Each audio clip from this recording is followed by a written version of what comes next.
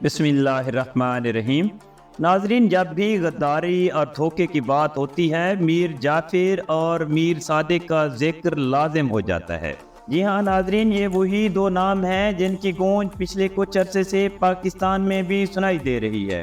غداری اور دھوکے کے استعارے کے طور پر استعمال ہونے والے یہ میر جعفر اور میر صادق آخر ہیں کون؟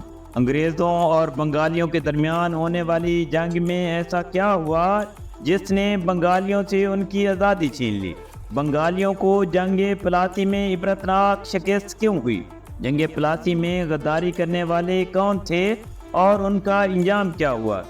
میں ہوں مہر قاسم اور آپ دیکھ رہے ہیں میرا YouTube channel lovers of knowledge.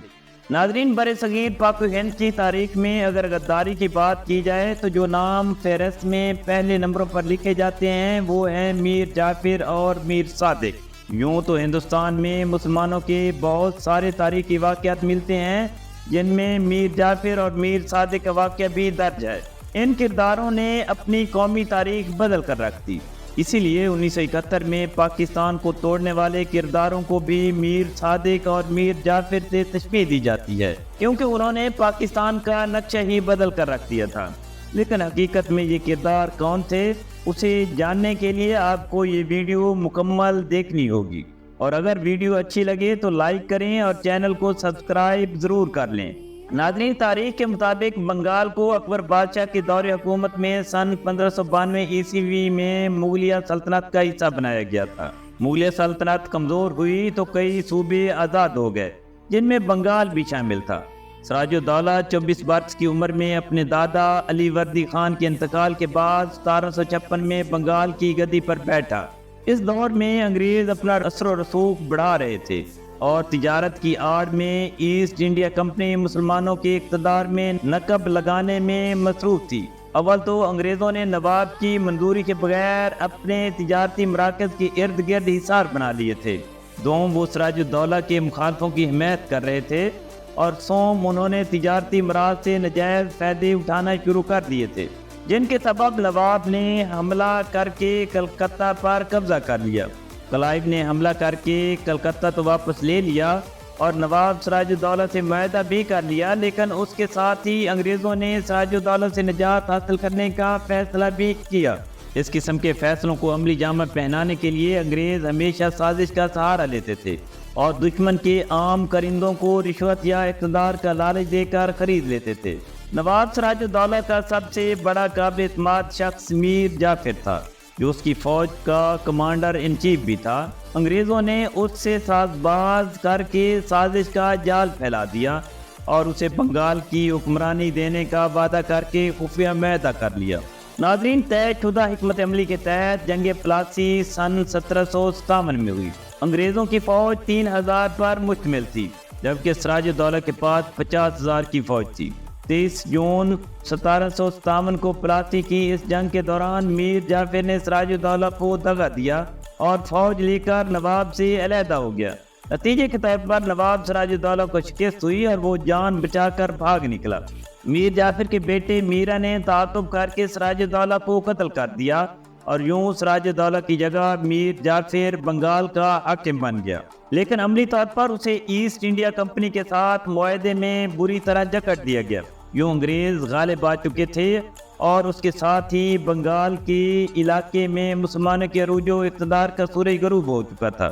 میر صادق۔ ناظرین، میر صادق ٹیپو سلطان، جو کہ مسلمانوں کے بہادر بادشاہ کے نام سے جانے جاتے ہیں، ان کی مجلس کا صدر اعظم تھا۔ ٹیپو سلطان نہ صرف بہادر، عبادت گزار اور اعلیٰ درجے کا منتظم تھا، بلکہ ہندوستان میں مسلمانوں کے اقتدار کی آخری نشانی اور روشن چراغ سمجھا جاتا تھا، کیونکہ مغل حکمران جنگ بلکسر میں شکست کے بعد انگریزوں کے ہاتھ محض کٹ پتلی بن چکے تھے۔ ٹیپو کو فرانسیسیوں کی حمایت حاصل تھی اور وہ انگریزوں کی توسیع پسندانہ عزائم کے راستے میں سب سے بڑی رکاوٹ تھا۔ مکمل جنگی تیاریوں اور سازشوں کا جال پھیلانے کے بعد انگریزوں نے جنرل ہیرس کی سربراہی میں میسور پر حملہ کر دیا۔